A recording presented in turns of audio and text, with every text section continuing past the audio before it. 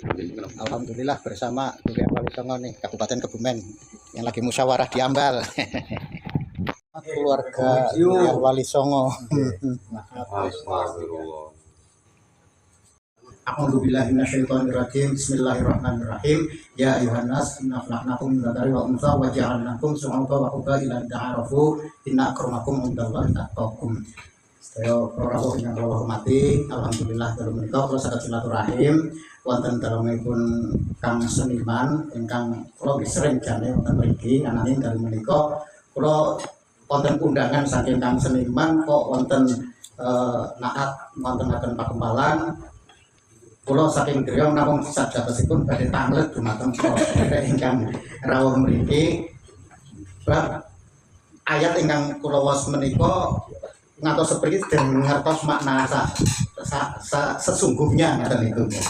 Terus niki pengalaman tahun 2000-an nggih. Tahun 2000 niku kula kelingan dipun ajak saking Pak Kyai Asmawi Keranggan nelusur silsilah nasab para kyai teng Kabupaten Kebumen ngaten niku.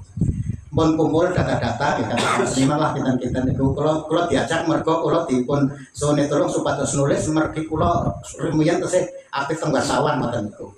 Lah nalika sampun radi kathah data terakhir niku teng dalemipun Mbah Kyai Sun Haji njipun ngoten niku. Dipun matur dhateng simbah Mbah menawi panjenengan menika silsilahipun saking pundi niku boten penting. Sing penting niku inna akramakum indallahi atqakum.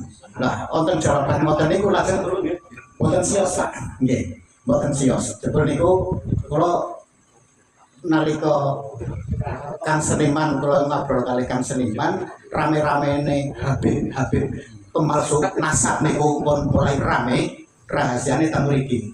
Kula nyuwun silsilah saking dzurriyyah Mbah Sun Haji diparingi silsilah ingkang menika wonten hubunganipun Pati bin Alawi nginggile niku.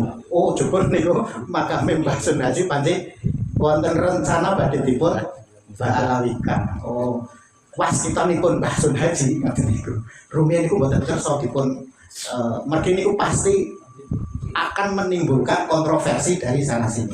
Itu kesimpulan yang pertama. Sehingga pada malam hari ini saya ingin menyampaikan beberapa usul sebenarnya kepada naat ini agar yang pertama, kalau kita akan menelusur nasab sampai tuntas itu tidak akan pernah terjadi karena tadi seperti yang sudah disampaikan pasti akan ada kontroversi dari Mbah Nyai Suhada atau Mbah Suhada itu saja dua pertentangan kalau di Syekh Marwan gitu. Saya melihat itu karena putra Mbah Suhada itu Mbah Kyai Khotim itu yang mbah saya gitu kan, mbah saya itu mbahnya Mbah Kyai Khotim gitu kan, dari putranya Mbah Suhada gitu.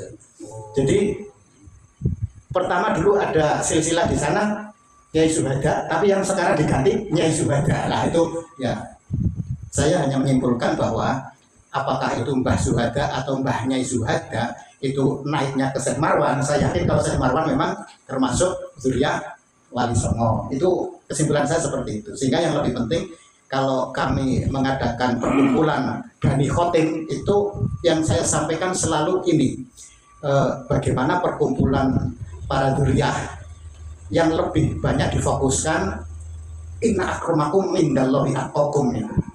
Untuk di situ ada satu kesemangatan bagaimana kita menjadi orang yang atqakum itu. Itu yang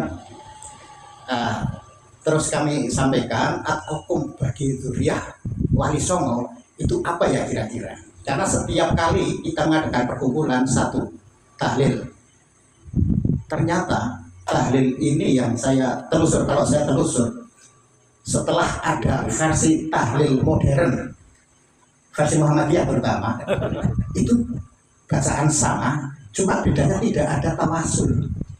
Oh rahasianya ini Pak.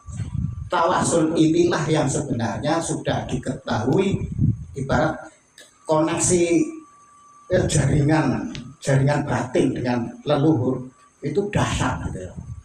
Dan saya yakin Yahudi Ashkenazi itu orang yang otaknya cerdas. Dan saya yakin Yahudi Askanazi itu adalah dari kaum Sabat yang dalam Al-Quran diceritakan ada sekelompok kaum Yahudi hari Sabtu itu tetap menangkap ikan, lalu turun larangan hari Sabtu dilarang menangkap ikan. Mereka tidak menangkap ikan, tetapi membuat perangkap. Baru hari Minggu diambil, dan dalam Al-Quran itu kan disebutkan bahwa itulah kemudian Allah mengutuk itu menjadi kera. Jadi ahli tafsir itu ada yang mengatakan kera ini betul-betul wujudnya memang menjadi kera, atau dikelompokkan sebagai orang yang serakah sebagaimana sifatnya kera. Jadi serakah tetapi dengan merekayasa aturan gitu loh. Merekayasa ketaatan. Ya kan? Ternyata gennya sama nih. Lah ya, bisa jadi itu kaum Sabat itu ya, memang dari kaum Sabat yang jadi bisanya dia merekayasa aturan, merekayasa sejarah, merekayasa ajaran-ajaran. Jadi kalau kita hubungkan dengan ayat yang biasa kita baca pada saat tahlilan, kan mesti ada innama yuridullahu liyudhiba ankumul rijza alal baiti wa yutahhirakum tathira. Itu kan paket bacaan tahlil yang biasa kita baca, ya. Tetapi ayat inilah yang kemudian diterjemahkan bahwa wa yutahhirakum tathira, itu ditafsiri bahwa ahlul bait yang mereka klaim para habib adalah ahlul bait itu dijamin kesuciannya, kan diterjemahkan kan begitu. Ya. Nah itu yang pertama itu, ini yang dikapitalisasi untuk melegitimasi status mereka.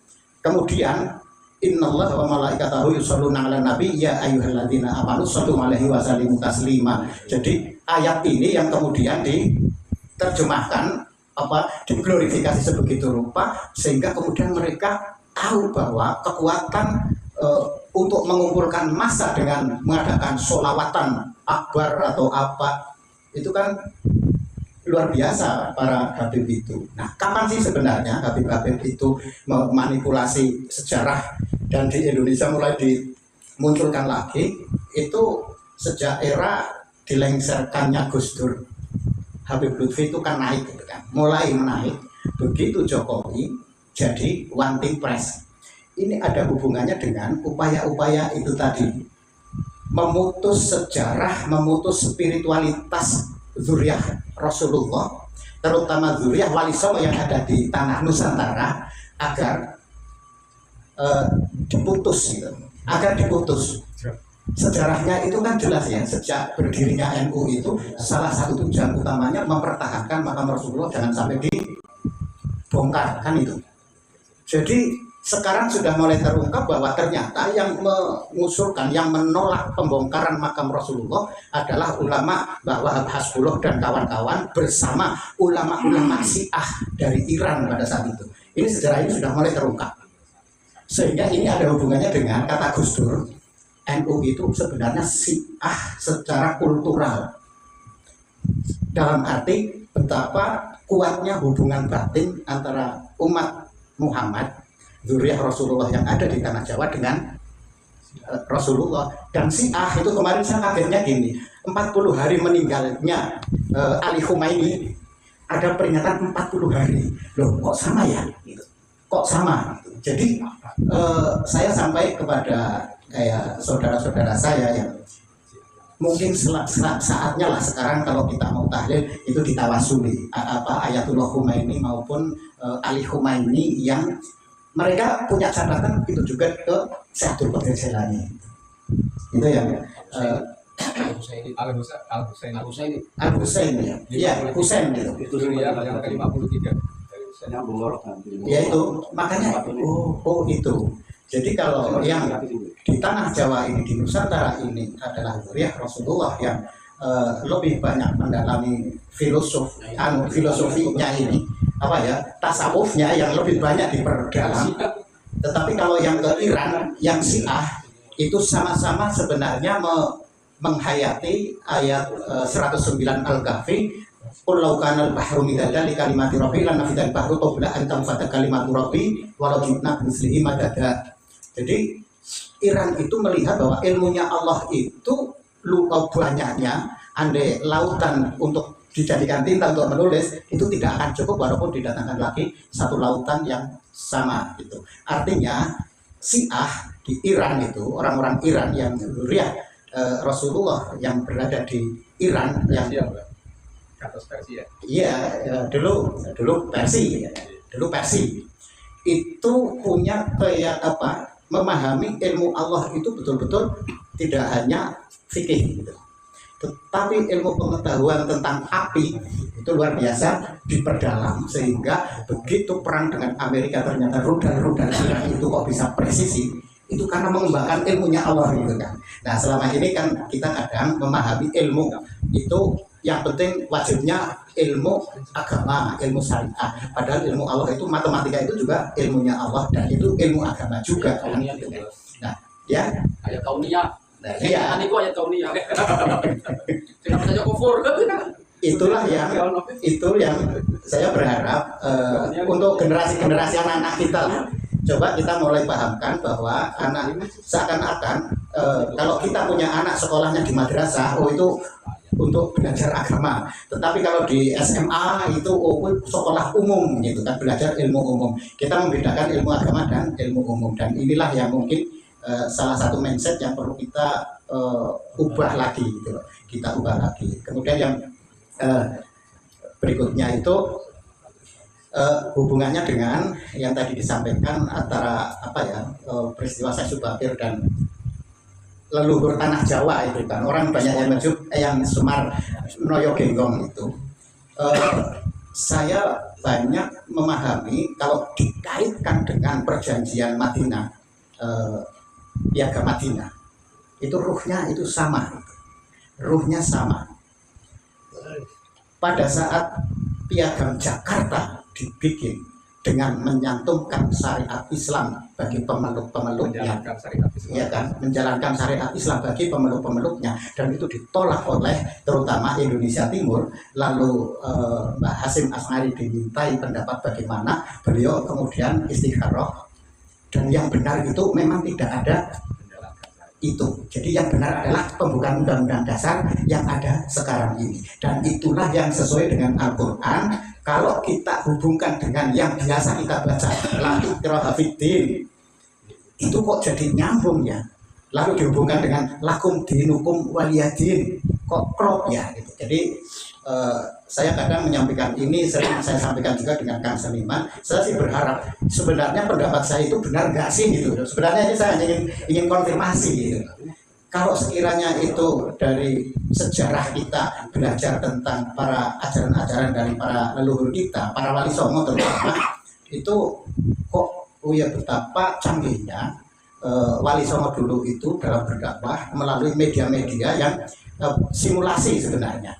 Jadi seperti tadi yang disampaikan Pak Kiai, Eblek itu singkatan dari Eling Badan Lan Eling Gusti. Itu saya terima kemarin saja dari dalam Eblek di Widoro yang diwawancarai. Saya sih hanya membaca hasil wawancara dari anak SMA. Eblek itu Eling Badan Lan Eling Gusti. Sejarahnya Eblek dari Kesultanan Demak mengutus santri untuk berdakwah di Kebumen. Lalu diciptakan Eblek itu. Jadi ada mabuk-mabukan, ada mendem, itu kondisi orang eling Gusti, orang eling Bajang itu digambarkan seperti itu tadi, ada beling dimakan, apa-apa dimakan ya kan. Jadi kalau itu bisa diaktualisasikan ke zaman sekarang, Eblek modern, mestinya kalau mendem itu makanya aspal, beton, semen, ya kan. Itu kondisi orang yang mendem gitu loh Pak. Itu Naat Zuriya Wali Songo mestinya mengembangkan kesenian-kesenian yang menyimpan pesan-pesan seperti itu. Eblek itu dari Eblek saja, dari sana tuh ternyata gitu. Dan saya yakin itu. Ya. Jadi ini yang apa ya? Saya lagi coba berpikir, Naat kalau kita bangun seperti ini, saya hanya ini yang ketiga mungkin. Ketiganya adalah saya usul agar Naat mungkin ini ada kelompok-kelompok yang mungkin acara-acara khol itu saya yakin dari zuriyah bani manapun yang mengadakan khol dia pasti punya sejarah ke leluhur, tersambung atau tidak ke Wali Songo itu bukan jadi persoalan sebenarnya. Tetapi yang penting ada kelompok masyarakat yang masih mau khol, masih mau tahlilan, tawasul ke leluhur. Inilah yang saya yakin menjadi kekuatan spiritualitas tanah Jawa untuk tetap ya terjaga gitu. Istilahnya itu kan yang paku bumi atau apa itu terjaganya di situ. Karena saya ingat apa yang dikatakan Kang Seniman dari Mbah Azamah yang bercerita kalau di pantai selatan sudah ada bangunan di pantai itu bakal ada bencana besar gitu. Ya. Nah, jadi pertanyaan kemudian bangunan itu kalau bangunan itu kemudian ambruk berarti tidak akan ada bencana besar, bencananya hanya bangunan itu. Karena di petanaan itu kan sudah ada yang untuk pasir apa untuk tambak udang gitu. Tetapi saya yakin karena pesisir selatan ini termasuk kawasan cincin api kan yang sangat berpotensi untuk terjadinya tsunami. Tetapi saya yakin masih ada Mbah Lancing yang jaga di sana, ya kan, ada Mbah Begal di sini, ada Mbah Pandan Kuning yang di sana. Saya yakin ini yang kekuatan yang ada Mbah banyak wali yang ada di pesisir selatan ini yang setiap kali kita berziarah tawasul ke beliau ini yang akan terus membangun energi spiritualitas itu, sehingga kemarin saya ketemu dengan orang yang ya termasuk supranatural lah, karena sering ketemu di grup itu, baru ke Jakarta ketemu para jenderal itu ngobrol-ngobrol. Jadi konon jenderal dari Amerika pun ketika melihat Indonesia kok sulit sekali dikuasai secara total. Jadi kalau saya hubungkan dengan apa yang dikatakan Rogo Warsito dulu, wong Jawa kari separo, Cilor Londo kari sejodo. Ini ya kondisi zaman edan itu kayak begitu. Dan sekarang itu terjadi ya kira begitulah. Karena kalau Mbak Eno Najib menyampaikan Cina Londo kari sejodo itu sekarang lagi berjodohan gitu antara Amerika dan Cina itu sebenarnya berjodohan yang ingin menguasai Nusantara gitu. Sumber daya alamnya kan terutama dan penduduknya gitu.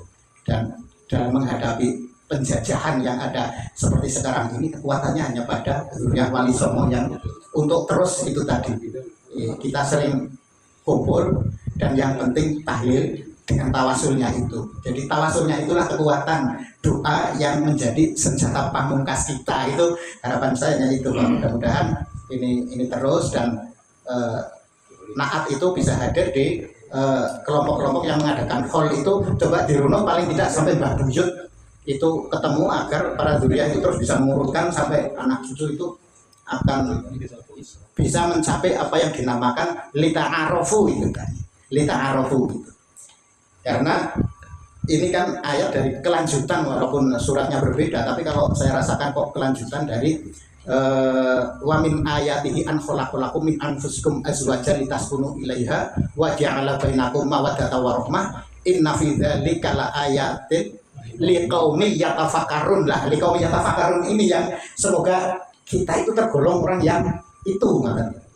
Selama ini kan kalau pengajian yang paling banyak dibahas itu mawaddah warahmah, yang ucapannya semoga samawa itu titik gitu. Padahal inti dari ayat ini kan liqaumi yatafakkarun gitu. Jadi itu semoga saja ya itu kan ayat-ayat yang sangat akrab, sering kita dengar, sering kita baca, tetapi kadang intinya di mana gitu. Jadi seperti halnya itu tadi, kami tidak jadi menuliskan sejarah silsilah itu, hanya dijawab niku mboten penting, mergi sing penting niku inna akramakum indallahi atqakum ngoten niku lho. Lah nggih, kula mikirnya bingung Pak, ngatos pergi sekumu dengku jebol niku lho. Niki inti dari ayat itu, sumba wa qabaila lita'arofu niku. Angger wis lita'arofu kari inna akramakum indallahi atqakum. Angger wis lita'arofu Gusti Allah ki seakan-akan badhe memberikan status kemuliaan kepada siapa? Ya yang paling taat, paling takwa. Kan mungkin kemauan dari Zuriat Wali Songo itu betul kita menjadi pewarisnya Nabi, pewarisnya para Nabi. Jadi status ulama, al ulama warasatul anbiya itu saya jelaskan mewarisi ilmunya para Nabi. Bukan hanya ilmu itu, ilmunya para Nabi kan berarti bukan hanya ilmunya Nabi Muhammad. Ya ya. Mungkin ya kan. Terus kalau di Jawa dulu ada namanya Kapitayan, di Hindu ada apa ya, semua agama-agama tauhid gitu. Itu kan juga sebenarnya ilmunya para nabi, terutama di dalam hal ketauhidan itu kita semakin menguatkan, meyakini bahwa tidak ada Tuhan selain Allah. Itu qul huwallahu ahad, itu sudah sesuai dengan ketuhanan yang Maha Esa. Ya, ya. Terus saya berpikir seperti itu karena ketika di Bulu itu dulu saking suwung sing pada bukan sinar buana sih tadi. Suwung sinar buana. Ya. Itu dulu ke Bulu itu mau syuting melalui media menanyakan itu kenapa kok disebut Keraton Suci. Dari yang masuk itu kan Ibu Dewi Nawangwulan, Dewi Nawangsari, adiknya Dewi Nawangwulan. Nawangwulan Mbak. Adiknya. Nawangsasi nama. Wonten Nawangsari, Nawangsasi. Nawangwulan itu yang ratu. Sampai orang itu Mbak. Putrinya namanya Nawangsi. Jadi bahasanya seperti ini, apa kenging menapa pun wastani Keraton Suci, Keraton Suci. Panggonan iki mula bukane suci. Mung wong-wong kang rene niate ora bener, iku sing marai kotor. Mrene nyuwun ora maring Gusti nanging maring kakanggo. Jadi bahasanya itu adalah mereka itu tidak meminta kepada Allah, tapi banyak yang minta kepada kakanggo. Bahasanya itu, bahasanya kakanggo. Berarti kepada Ibu Ratu Dewi Nawangwulan. Nah, itu. Yang kedua, kapan Keraton Suci ada? Iki ono sadurunge menungso ono.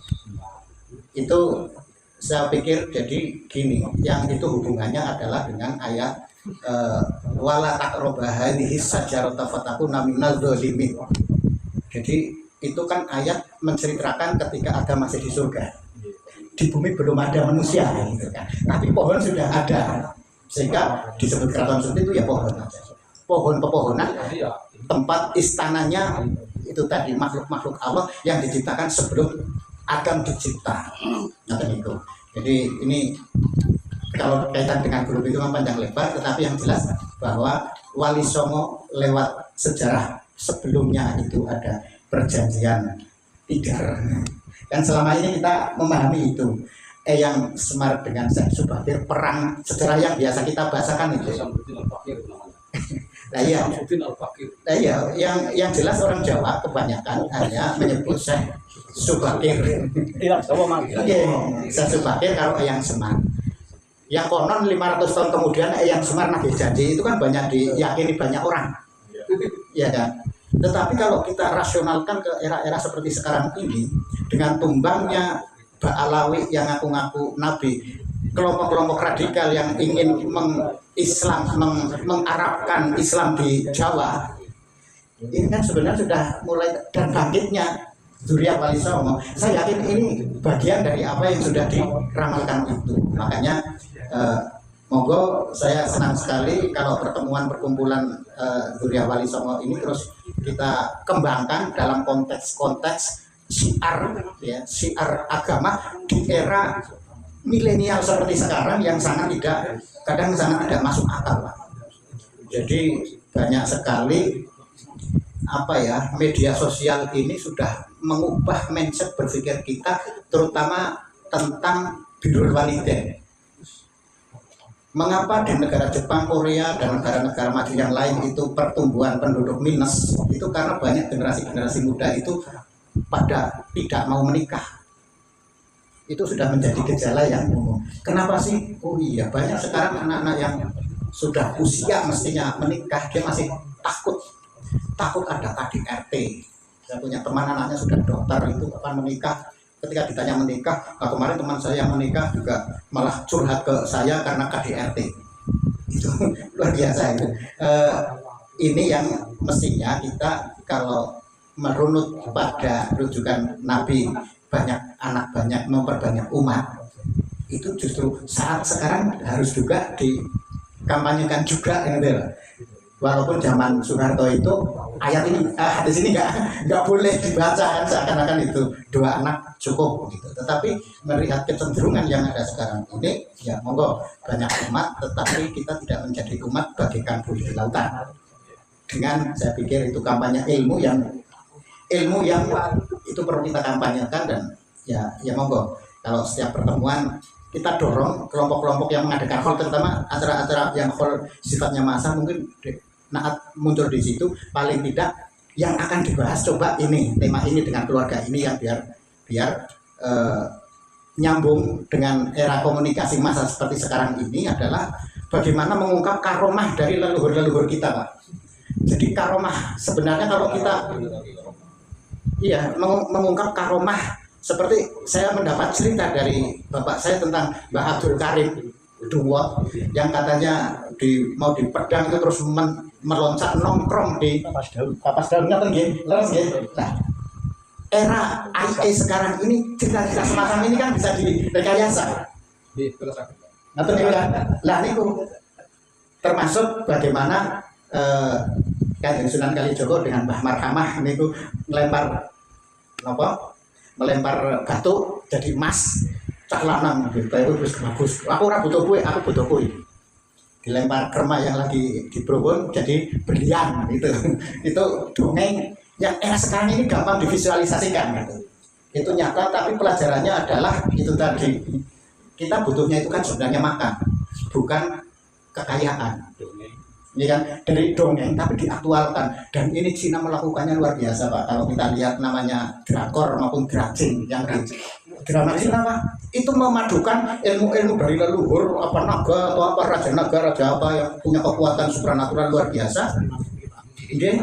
Kemudian merasuk ke dalam diri seseorang, dia menjadi superhero. Pak. Kemarin saya membaca data di sekolah rakyat yang dikembangkan pemerintah itu, perpustakaan buku yang paling banyak dibaca adalah cerita tentang superhero, mencapai 70% anak yang dibaca ini. Itu menunjukkan, itu perlu nih menangkap, sebenarnya itu cerita superhero kalau dalam dunia kewalian itu kan karomah itu, ya kan? Bagaimana Sunan Bonang kolang-kaling jadi mas itu.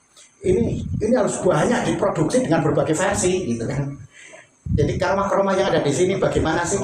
Kiai Begal dulu, Mbah Begal itu, ini kan ada hero-hero yang perlu dibikinkan cerita paduan antara cerita faktual dengan fiksi kreasi IA itu.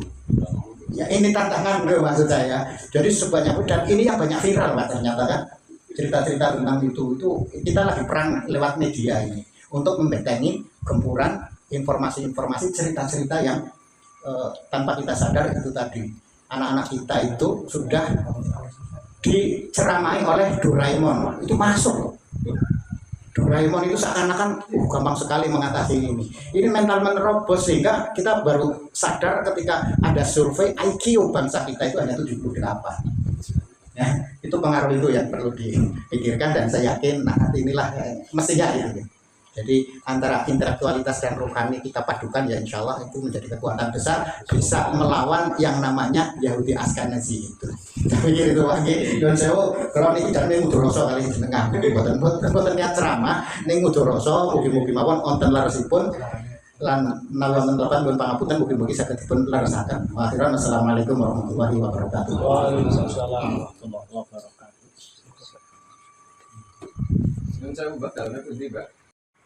Aryati Jadika itu punya anak, yang pertama adalah Raden Balibin, yang kedua Ratu Campa, yang ketiga Aryati Jadika, nanti yang menurunkan Sunan Kalijogo, terus yang keempat adalah Joko Tarub. Nah, dari Ratu Campa inilah kemudian beliau dikawinkan dengan Brawijaya V.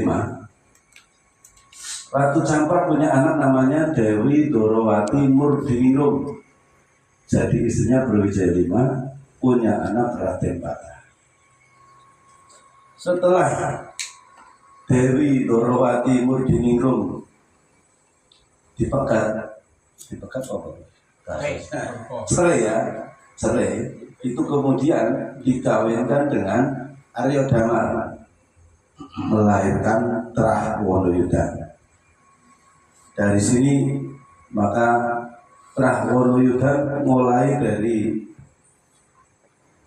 bawahnya Arya Damar dengan istri Dewi Dorowati Murdiningrum adalah Turiah dari Syekh Abdul Qadir Al-Jilani. Kemudian untuk sambungannya bahwa Arya Teja 3 ini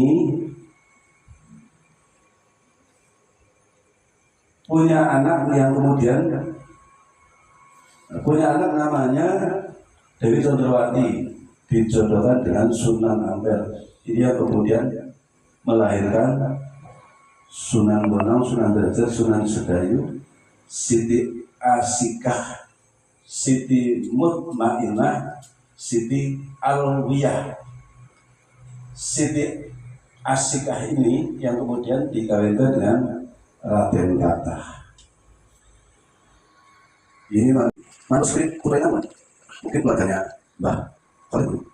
Ini menyebutkan bahwa Syekh Abdul Kafi awal itu punya istri anak dari Kyai Kertosuto. Dari istri Kyai Kertosuto bin Kertosuto bin Bodronoro bin Matusin atau Adipati Mangya. Di dua manuskrip ini menyebutkan bahwa Syekh Abdul Kafi awal dengan putri Trah dari Matusino itu melahirkan Nyai Ali Mukhtarom. Sedangkan Ali Mukhtarom itu ke atasnya panjang laki-laki ke Syekh Gunung Jati atau Syekh Abdul Qadir Al-Jilani jalur Kiai Bentok. Kiai Zainal Abidin itu kawin dengan Nyai Zainal Abidin bin Muhammad Yusuf. Jadi dari keluarga Sumulang ini perempuan. Adapun Syekh Zainal Abidin itu panter laki-laki ke Sunan Gunung Jati. Adalah perkawinan dengan Buya Wali Songo. Punya anak Suryaman punya anak Kiai Rejo Besar. Nah sampai di situ. Jadi zamannya Kiai Rejo Besar. Kalau di daerah utara berarti Kiai Suryaman itu kakak beradik dengan Nito Besari. Itu buatan mesti konyalakan tadi antawisipun cara kita ngolah pikiran kan seperti jadi ojo ono data terus langsung wih bener di data ini kita di dibaca di dalam sebuah silsilah itu jangan kita langsung paten itu seperti itu karena kadang satu tokoh punya nama lebih dari satu. Lah kalau wah ini kalau mau sebatan coba suwi kalau belajar lagi upaya intinya nih yang sini manuskrip ini nama silsilah. Sing kesimpulannya jangan nanti kau tak catat ya, terus tak catat. Yang pengen tiga tak catat bin sampai yang baik pun ngantos dugi saya sini jenah. Terus yang baik berarti dalam manuskrip itu tertulis sebagai keturunan Syekh Siti Jenar. Terus ajeng isbat karena merasa yakin bahwa silsilahnya tertulis dalam manuskrip dan manuskripnya asli tulisan tangan bukan direkayasa. Yang baik beliau yakin kalau ini sahih. Terus ajeng nyuwun isbat. Nah, kalau disebutkan masalah sejarah itu.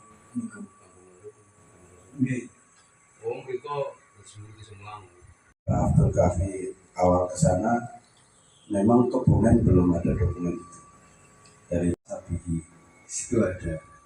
Kalau ingin tahu lebih lanjut, monggo teng Pak Kiai Salim kados sing wonten Cilacap teng itu sing manati kados wonten. Kalau ini sampun di-share di grup Zainal Abidin. Jadi kalau itu kelihatannya sudah ya tidak valid tapi mendekati ke arah sana. dalam perjalanannya itu Syekh Abdul Kafi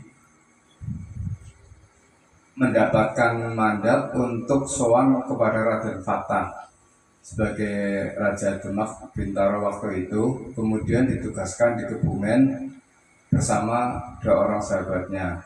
Yang satu ditugaskan di Jogja, satu di Kebumen, dan satu di Cilacap. Kebetulan Mbah Abdul Kafi itu ditugaskan di Kebumen. Turun pertama di Pandanwangi, tidak di Serandil tapi di Pandanwangi. Pandanwangi sekarang terkenal dengan sebutan Pandan Kuning. Pandan kuning. Itu petanahan. Nah, dari situ sebenarnya banyak, bukan hanya cuma di situ tadi terangkan ada Zainal Mutarom, Haji Soleh Zainal Mutarom, terus Muhammad Yusuf, bawahnya lagi Zainal Abidin, terus kemudian baru Mbah Marwan, terus putra-putranya itu baru sedikit sekali. Itu tidak sampai kepada tahun 1400 karena hanya berapa orang. Jadi sebenarnya masih banyak lagi di atasnya. Dan ketika dilihat di situ, kalau yang di upload oleh Gus Ngafif dan Gus Faik itu ada fatros sekitar 650 tahun.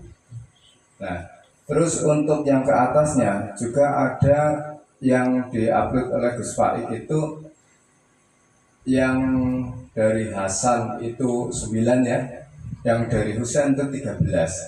Jadi ada 4 orang yang hilang. Kan nggak mungkin seorang kakek yang berusia 100 tahun menikah dengan orang yang belum lahir, kan bukan mungkin gitu.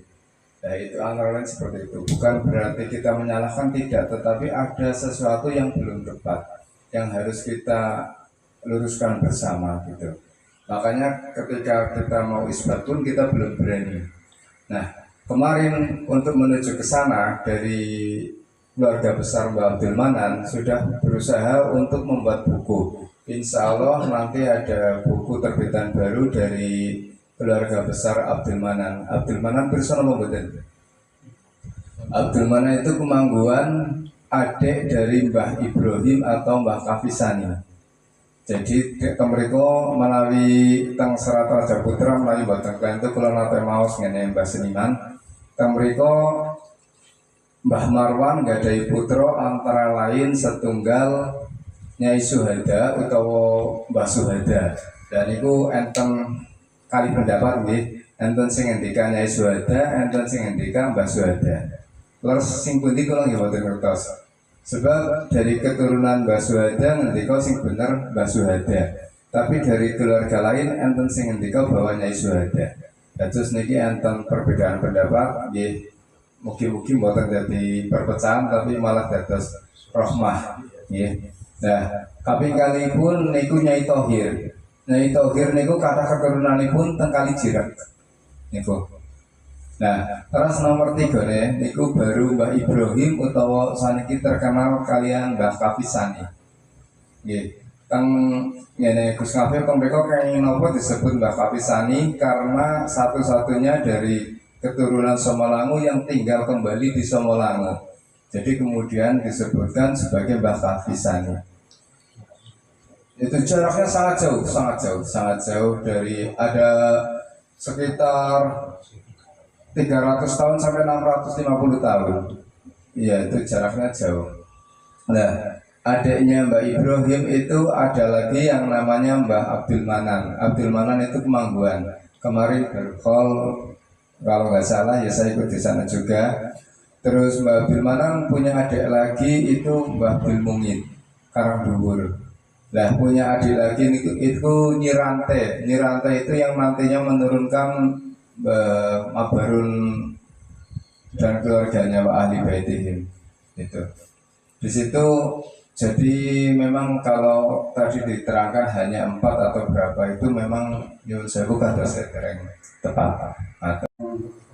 Terkait dengan Wonoyudan itu memang dari keluarga besar Naat itu sudah berupaya mendapatkan manuskrip terutama yang dari Madura. Hanya kita belum dikasih filenya, tapi sudah proses apa namanya scan manuskrip download itu, ini sebenarnya kan sempat menjadi dokumen yang tidak dibuka untuk umum di Keramatkan. Yang memegang itu seorang kaum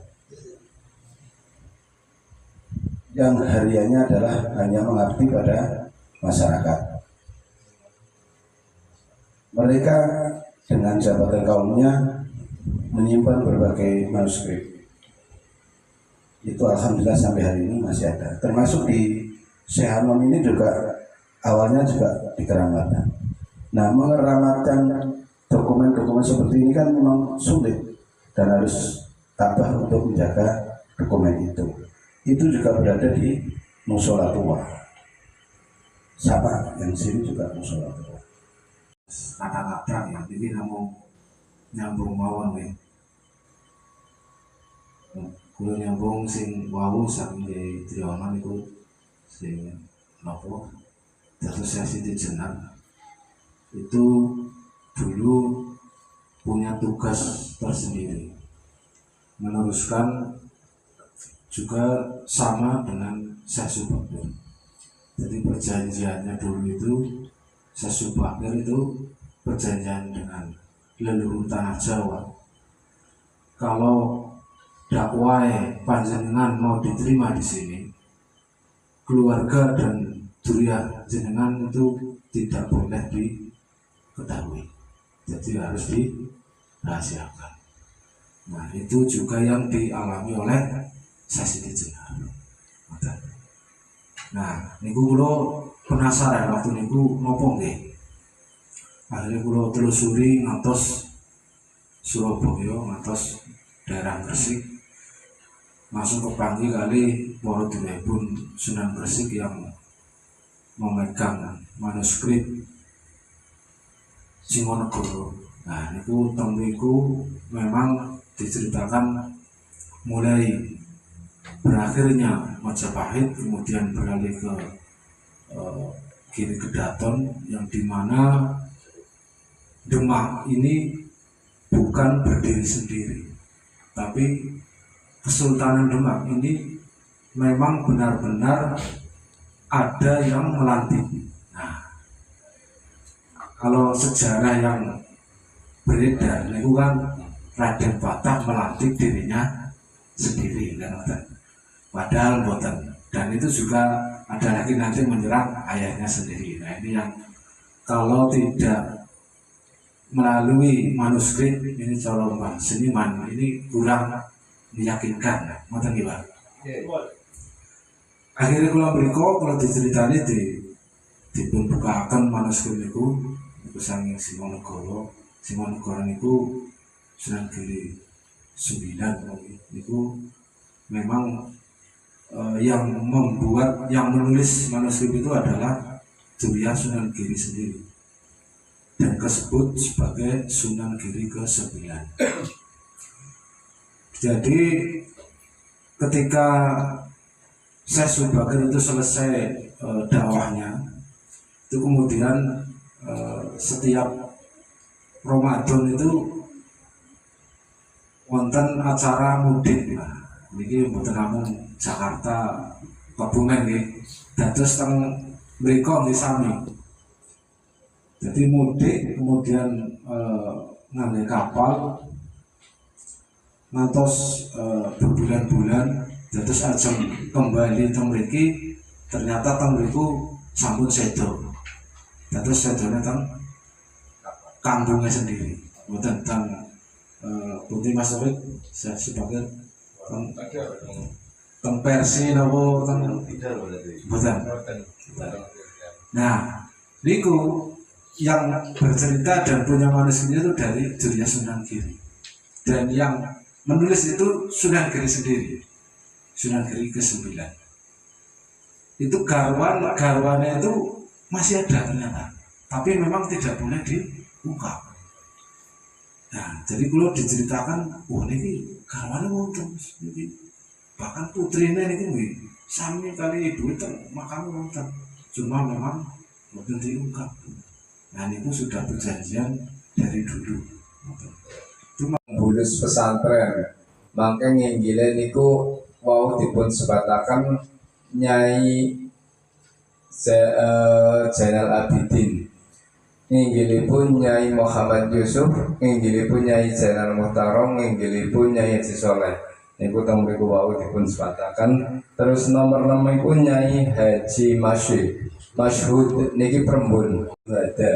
Nomor kalipun Kiai Ali Nimron, nomor 3 pun Kiai Abdul Kafi utawa Mbah Ibrahim, nomor sekawan Kiai Abdul Manan, nomor gangsalipun Kiai Abdul Mungid, nomor 6 pun Nyai Tohir, nomor 9 pun Nyai Kiai Imam Mukhtar. Punya anak Suryaman punya anak Kiai Rejo Besar. Nah sampai di situ. Jadi zamannya Kiai Rejo Besar. Kalau di daerah utara berarti Kiai Suryaman itu kakak beradik dengan Nito Besari.